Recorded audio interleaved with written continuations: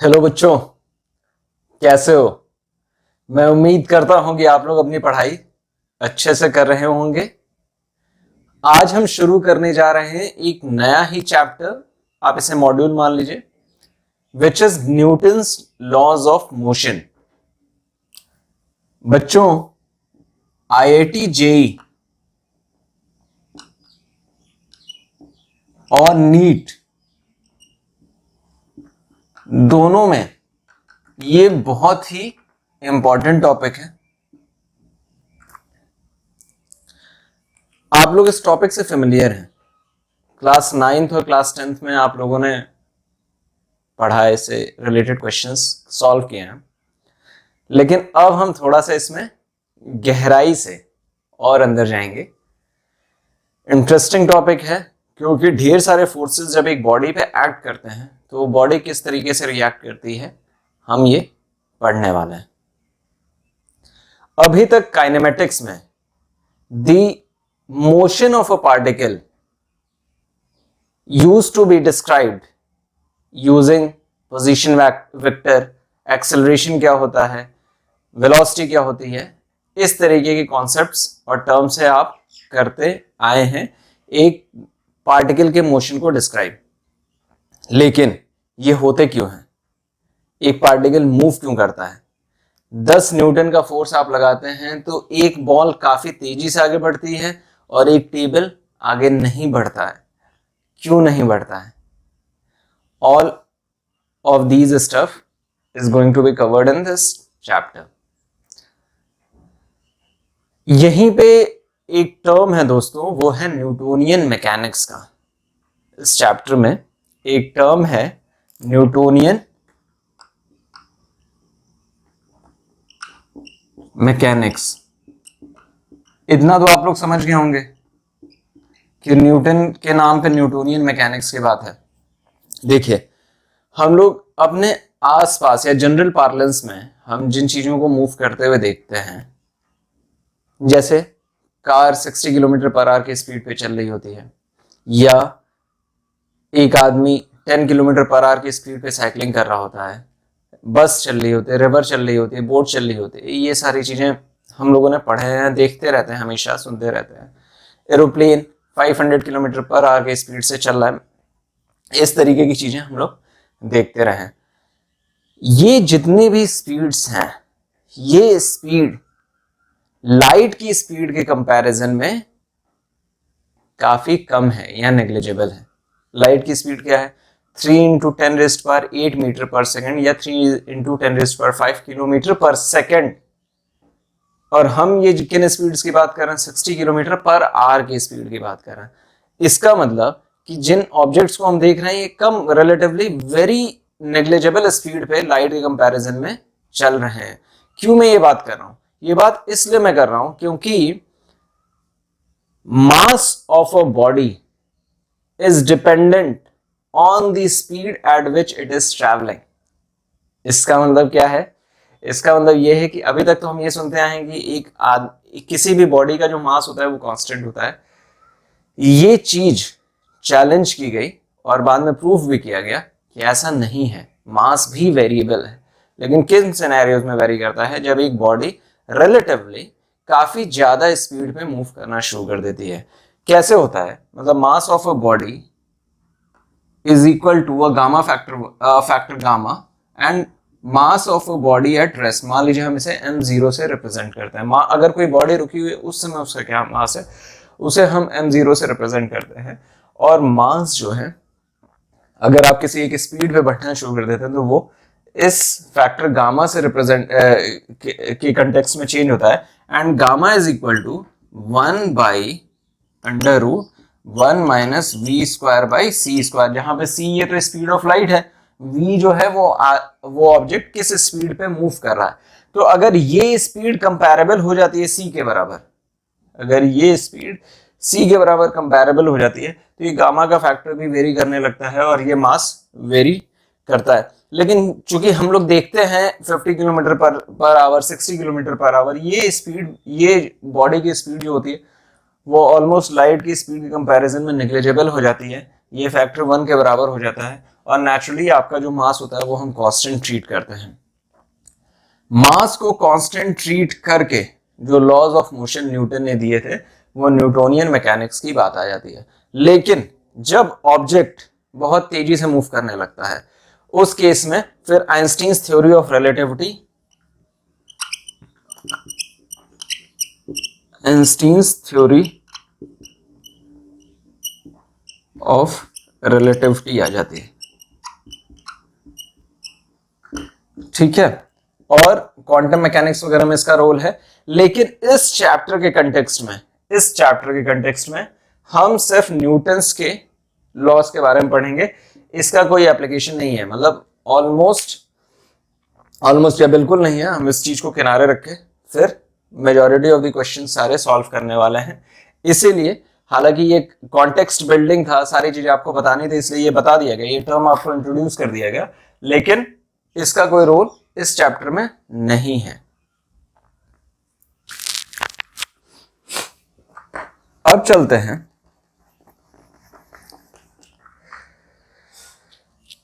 देखिए, ये चैप्टर में आपने लॉज ऑफ मोशन तो सारे पढ़े हैं, हम उनको फिर से पढ़ने वाले हैं। हम इस चैप्टर में कई इंटरेस्टिंग कॉन्सेप्ट समझने वाले हैं। इंपल्स के बारे में जानेंगे, जब फोर्सेस आपस में इंटरेक्ट कर रही होंगी उनके बारे में जानेंगे। तो there are multiple interesting plays which are going to happen. लेकिन उससे पहले समझते हैं दोस्तों कि कौन कौन से फोर्सेस का प्ले आने वाला है। तो हम सभी जानते हैं कि फोर्स जो होता है वो पुश और पुल ऑफ एन ऑब्जेक्ट। जब आप किसी ऑब्जेक्ट को पुश या पुल करते हैं तो उसमें आपको एक फोर्स की जरूरत पड़ती है। That is how we have been defining force till now. और उसमें भी हमने दो तरीके के फोर्सेस की बात की है। एक कॉन्टैक्ट फोर्सेस की बात अभी तक समझी है और एक नॉन कॉन्टैक्ट फोर्सेस की बात है। तो कॉन्टैक्ट फोर्सेस क्या है? कॉन्टैक्ट फोर्सेस क्या है दोस्तों, बताइए। देखिए, फोर्सेस जो हैं वो दो तरीके की हैं। मैं इसको रब करता हूं।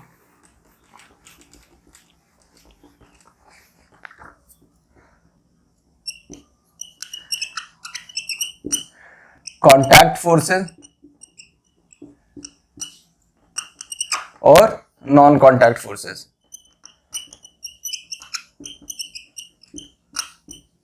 कॉन्टैक्ट फोर्सेस में कौन कौन से फोर्सेस हम इस चैप्टर में पढ़ने वाले हैं?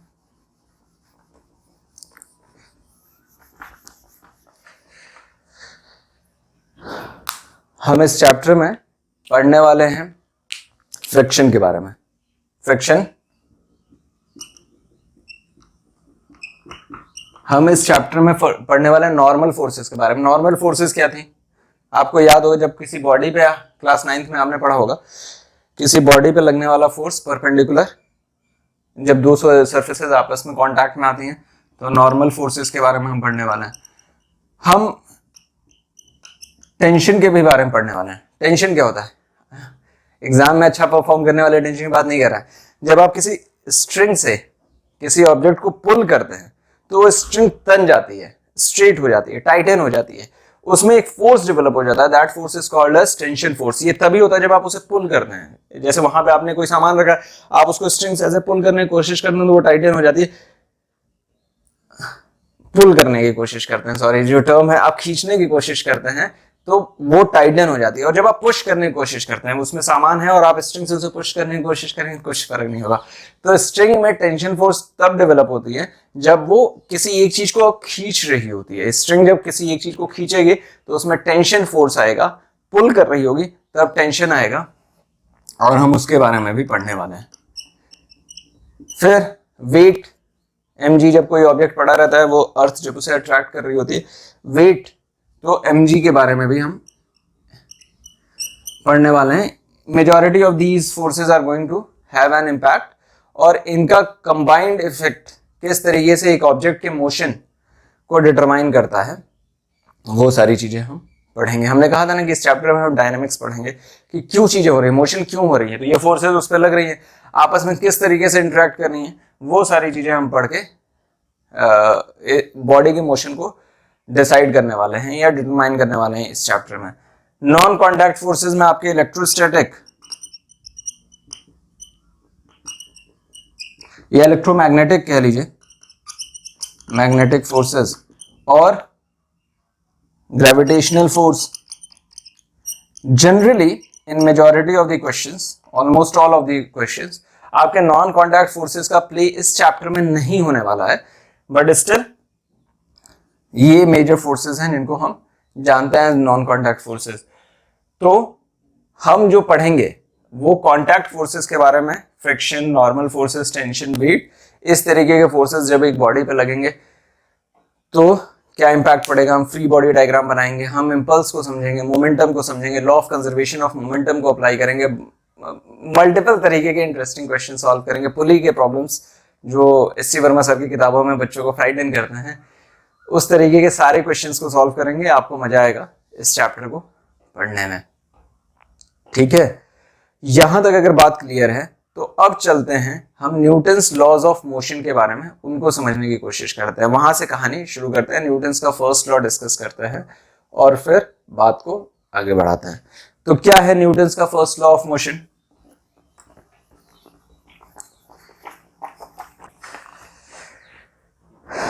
तो बच्चों क्या है न्यूटन्स का first law of motion? First law of motion हम लोगों ने क्लास 9th में पढ़ा है, थोड़ा रिकॉल करिए।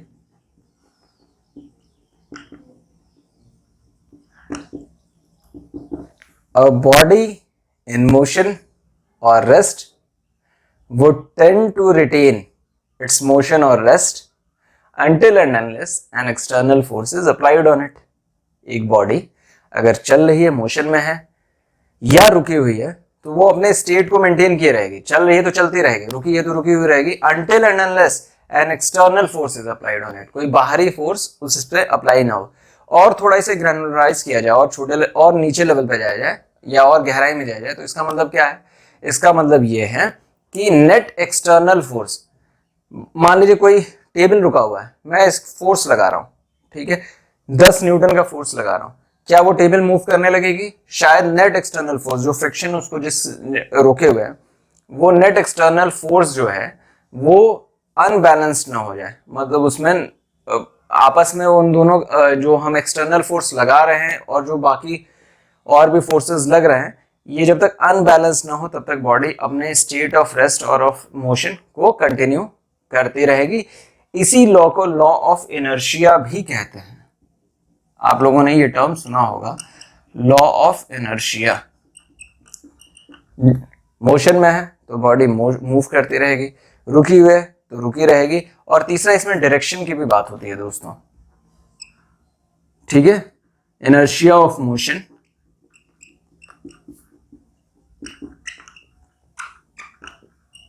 इनर्शिया ऑफ रेस्ट और इनर्शिया ऑफ डायरेक्शन, ये तीनों की बात है। आप जिस दिशा में चलना है वो दिशा भी मेंटेन, कोई खराब रास्ते पे चल रहा है तो खराब रास्ते पे चलता रहेगा। क्लास 11-12 में बहुत इंपॉर्टेंट है दोस्तों ये लाइन, हालांकि मैं बोलता नहीं, लेकिन मैं फिर से बोल रहा हूँ कि जो अगर बुरे रास्ते पे चलना शुरू कर दिया है तो until and unless mummy papa या टीचर का चपाट नहीं पड़ेगा तब तक वो अपने उस गलत रास्ते पे चलता ही रहेगा। या जो बच्चे पढ़ने में अच्छे रहते हैं, वो हमेशा अच्छे पढ़ते रहते हैं, क्यों पढ़ते रहते हैं? क्योंकि कंटिन्यूअसली वो उनमें एक इनर्शिया आ चुका रहता है। तो हमें एक एक्सटर्नल फोर्स लगाने की जरूरत पड़ती है to change the state of motion, state of rest and state of direction, ठीक है। तो यही है Newton's first law of motion, हम सभी जानते हैं। और इसके बारे में जब हम क्वेश्चन सॉल्व करते जाएंगे तो हम गहराई में उतरते जाएंगे। अच्छा, इसी की तरह एक और टर्म इंट्रोड्यूस हुआ था, मतलब Newton second law of motion पे चलने से पहले हम लोगों ने पढ़ा था कि मोमेंटम करके एक कॉन्सेप्ट आया था। मोमेंटम आप लोगों को याद है, क्लास 9 में पढ़ा था, मोमेंटम पढ़ा था, फिर law of conservation of momentum पढ़ा था। थोड़ा रिकॉल करिए।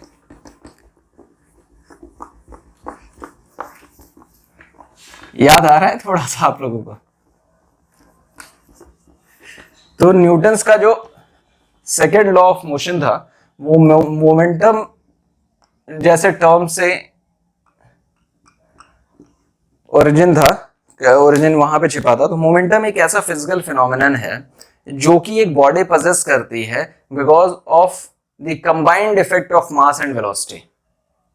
एक ऐसा फिजिकल फिनोमिनन है जो कि एक बॉडी के अंदर होता है, जो वो पजेस करती है उसकी मास और उसकी वेलोसिटी की वजह से। जैसे मान लीजिए मैं कहूं कि एक बॉल 10 मीटर पर सेकंड की स्पीड से, छोटी साइज की बॉल, रबर बॉल मेरी तरफ आ रही है, उसका वेट कितना है 50 ग्राम है मान लीजिए, और मैं उसको ऐसे रोकने की कोशिश करता हूं, तो the impact that my hand would be feeling, मेरे हाथ पे जो असर पड़ रहा होगा वो कुछ और होगा अगर मैं ये कहूं कि 1 किलोग्राम की आयरन बॉल मेरी तरफ आ रही है और मैं उसे सेम स्पीड पे आ रही हूँ 10 मीटर पर सेकंड पे, और मैं उसे रोकने की कोशिश करूं, तो उसका इम्पैक्ट बहुत डिफरेंट होगा। मतलब दोनों बॉल्स में कुछ ना कुछ ऐसा डिफरेंट है, ऐसा एक फिजिकल एट्रीब्यूट है which is very different than each other, और उसको चेंज करने के लिए मुझे जो फोर्स लगाना पड़ रहा है या जो एफर्ट लगाना पड़ रहा है वो डिफरेंट है। ठीक है, तो मोमेंटम जो था वो एक टर्म था, पी से रिप्रेजेंट होता था, which was equal to mass into velocity. याद आ रहा है क्लास 9th में हमने पढ़ा था, mass into velocity, mass into velocity. एक बॉडी का मास ज्यादा होगा और velocity in comparison to a similar body constant होगी, जिसका मास कम होगा तो उसका मोमेंटम ज्यादा होगा। यह ऐसा भी हो सकता है कि दो बॉल्स हैं, सेम वेट की हैं, लेकिन एक की वेलोसिटी 10 मीटर पर सेकंड है, दूसरे की वेलोसिटी 20 मीटर पर सेकंड है। ठीक है, तो उस केस में जिसकी वेलोसिटी ज्यादा होगी, मास सेम रहेगा, तो उसका मोमेंटम भी ज्यादा होगा। हमें उस बॉल को रोकने के लिए जिसका मोमेंटम ज्यादा है उसमें ज्यादा एफर्ट लगाना पड़ेगा।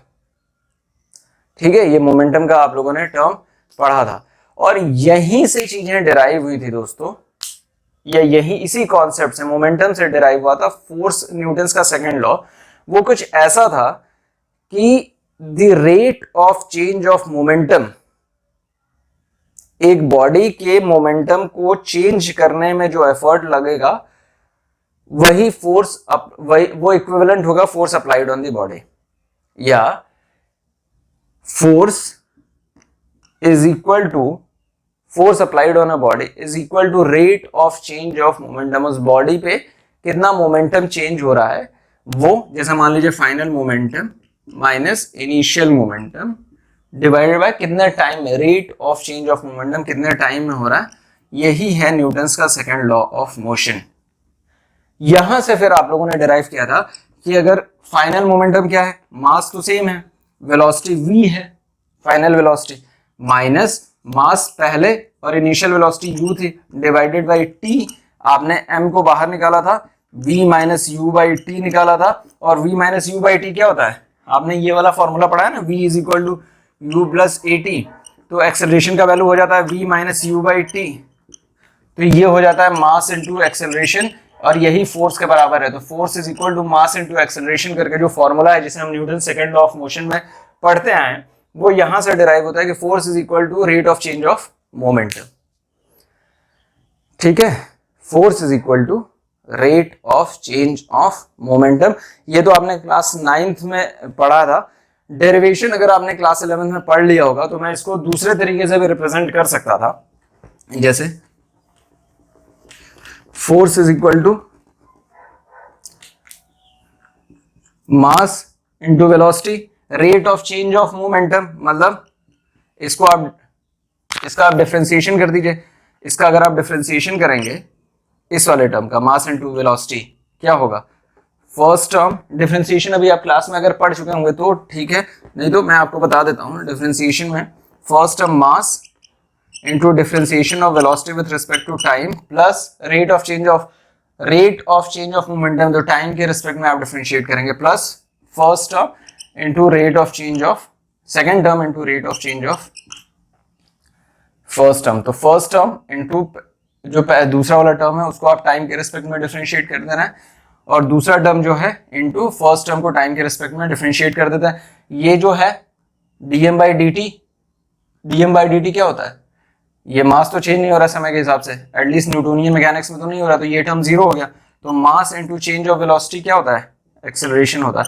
तो यहां से आपका फोर्स जो है, force is equal to rate of change of momentum, यहां से भी आपका डिराइव होता है force is equal to mass into acceleration. हम जनरली इसी तरीके से न्यूटन्स के सेकंड लॉ ऑफ मोशन को समझते रहे कि force is equal to mass into acceleration, लेकिन ये डिराइव कैसे हो रहा है, force is equal to rate of change of momentum.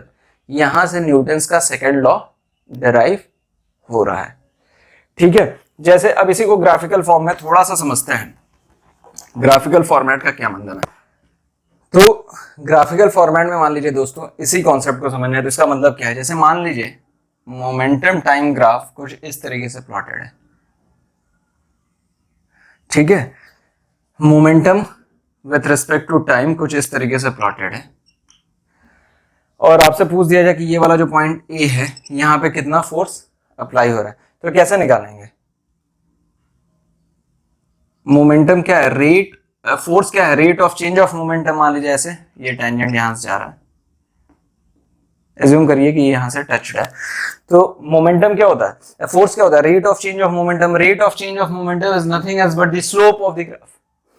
इस वाले पॉइंट पे जो भी स्लोप होगा, ये एंगल tan अल्फा, जो भी स्लोप होगा tan अल्फा, वही उस समय फोर्स अप्लाई हो रहा होगा इस पॉइंट पे। Rate of change of momentum की बात करें तो मान लीजिए यहाँ पे अगर टाइम t है, इस टाइम t1 में मोमेंटम 0 से लेके p1 चेंज हुआ है, तो p1 minus 0 divided by time t1 is equal to which is ये परपेंडिकुलर, ये परपेंडिकुलर अपॉन बेस होता है ना मोमेंट टेंजेंट, तो p1 बाई t यही हो जाएगा आपका slope of which is equal to the force applied at point a. अगर पॉइंट बी की बात हो जाती, यहां पे मान लीजिए ये स्लोप थोड़ा सा और ऐसे कर देता हूं क्योंकि जगह नहीं है, तो मैं ऐसे रिप्रेजेंट करने के लिए, ये ऐसे पॉइंट यहां पे आपसे पूछ दिया जाए कि क्या फोर्स लग रहा था, तो आप एक टेंजेंट ऐसे ड्रॉ करेंगे ऐसे, और ये एंगल जो बीटा है यहां से आप निकाल देंगे इस पे tan बीटा, ये जो स्लोप है, ध्यान रखिएगा ये बीटा मैंने ऐसे निकाला है, ऐसे नहीं, कुछ लोग ऐसे इसे बीटा नहीं मान लेंगे, बीटा ये है इस तरफ से एक्स एक्सिस से ऐसे उठते हुए जाएगा, तो आप जो स्लोप निकाल देंगे that is what it would give you the force at this point of time. तो न्यूटन्स का सेकंड लॉ ऑफ मोशन की force is equivalent to the rate of change of momentum, वो ये है। अच्छा दोस्तों, क्लास 9th में हम लोगों ने law of conservation of momentum के भी बारे में पढ़ा था। Law of conservation of momentum क्या था कि जैसे कोई दो बॉडीज हैं आपस में, एक सिस्टम में कोई एक्सटर्नल फोर्स नहीं लग रहा है और दो बॉडीज आपस में इंटरेक्ट करती हैं, एक सिस्टम की बात कर रहा हूं, तो if no external force is acted upon on the body, is acted on the body on the system, कोई भी एक्सटर्नल फोर्स अगर सिस्टम पे नहीं लग रहा है, तो उस केस में जो initial momentum of the system था वही final momentum of the system के इक्विवेलेंट हो जाएगा, that is called as law of conservation of momentum. For an example, अगर मान लीजिए ये इनिशियली बॉल ए जो है वो इस डायरेक्शन में 1 मीटर पर सेकंड की स्पीड पे चल रही थी, और बॉल बी जो है वो इनिशियली 2 मीटर पर सेकंड की स्पीड पे चल रही थी, ठीक है। तो initial momentum of the system क्या हो जाएगा, इसका वेट मान लीजिए 1 kg है, इसका भी वेट 1 kg है, तो initial momentum of the system क्या हो जाएगा, m1 u1 plus m2 u2। m1 u1 की वैल्यू कितनी है, 1 into 1 plus 2 into 2 is equal to 5 mass kilogram metre per second. ये इसका इनिशियल मोमेंटम था। बाद में मान लीजिए after they interact each other, ये वाली जो बॉल है ए, ये 2 मीटर पर सेकंड की स्पीड से मूव करने लगती है, तो पूछा जाएगा कि बी बॉल किस स्पीड से मूव करने लगेगी। मैं अभी डायरेक्शन वगैरह की बातें नहीं कर रहा हूँ, कॉम्प्लिकेट करने के लिए मैं डायरेक्शन वगैरह इंट्रोड्यूस नहीं कर रहा हूँ, हालांकि किस तरफ लड़ेंगी, किस तरफ जाएंगी, ये साइन कन्वेंशन वगैरह मैं अभी नहीं इंट्रोड्यूस कर रहा हूँ। बहुत ही सिंपल टर्म में कि ए की अगर स्पीड 2 मीटर पर सेकंड हो जा रही है तो बी की स्पीड कितनी होगी, तो ए की स्पीड कैसे, आप ए की स्पीड अब 2 मीटर पर सेकंड हो गई है, तो फाइनल मोमेंटम क्या है, वो जो कि इसके बराबर होना चाहिए, फाइनल मोमेंटम होगा 2 metre per second into weight कितना है 1 kg प्लस इसकी स्पीड कितनी है वो आपको डिटरमाइन करनी है, वेट कितना है 2, और ये किसके बराबर है, ये 5 के बराबर है, क्योंकि law of conservation of momentum कहता है कि अगर कोई एक्सटर्नल फोर्स बॉडी में, कोई भी सिस्टम में कोई भी एक्सटर्नल फोर्स नहीं लग रही है, दोनों आपस में जाके इंटरेक्ट कर जा रहे हैं, तो यहां से इंटरेक्ट करेंगे, कोई एक्सटर्नल फोर्स नहीं लग रहा है, तो जो initial momentum of the system था वही final momentum of the system होगा। तो आपने इनिशियल मोमेंटम निकाल दिया और फाइनल मोमेंटम आप कैलकुलेट कर लेंगे, मास into velocity plus mass into velocity, यहां से आपको वेलोसिटी का वैल्यू निकल के आ जाएगा। बहुत ही लेमैन्स लैंग्वेज में या तरीके से मैंने इस चीज को, इस कॉन्सेप्ट को समझाया है यहाँ पे, हालांकि ये आगे चल के बहुत ही कॉम्प्लिकेट होगा और अच्छा लगेगा आपको। ठीक है, तो law of conservation of momentum, तो ये हो गया आपका दूसरा लॉ। फर्स्ट लॉ आपने पढ़ा था लॉ ऑफ इनर्शिया, दूसरा force is equal to rate of change of momentum, या हम लोग बहुत ही force is equal to mass into acceleration ऐसे करके अभी तक सीखते आए हैं और पढ़ते हैं। इसी में दोस्तों एक और टर्म आता है इम्पल्स का। तो दोस्तों यहीं पे एक टर्म आता है इम्पल्स का। देखिए हमने मोमेंटम में क्या पढ़ा है, हमने मोमेंटम में पढ़ा है कि इट इज रेट या फोर्स इज इक्वल टू, हमने अभी second law of motion force क्या पढ़ा कि dp बाई dt, या dp is equal to force into dt। देखिए इसका मतलब क्या है, इम्पल्स जो है वो कहता है कि अगर बहुत ही क्विकली बॉडी का, बहुत ही क्विकली, बहुत जल्दी, बहुत छोटे टाइम स्पैन में अगर मोमेंटम चेंज हो जा रहा है बॉडी का, ठीक है, जैसे मान लीजिए एक वॉल से जा रही है एक कार और गई, लड़ी, तो बच्चों के खिलौने वाले टॉय है, गई, लड़ी और तुरंत वापस आ गई, तो in a fraction of second the momentum which got changed is nothing is equal to the impulse, is impulse। बहुत ही छोटे समय में the change of momentum is the impulse which is equal to or which is calculated as force into that time frame, जो भी छोटा सा time होगा, force into मान लीजिए t2 बाई माइनस t1, या t1 अगर जीरो होगा तो उस छोटे समय में जो मोमेंटम चेंज हो रहा है बहुत ही छोटे समय में, वही इम्पल्स है। P final minus P initial in a very small period of time, small period of time is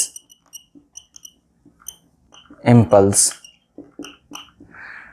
ठीक है, तो न्यूटन्स लॉज ऑफ मोशन में आपने दो तीन चीजें सीखी।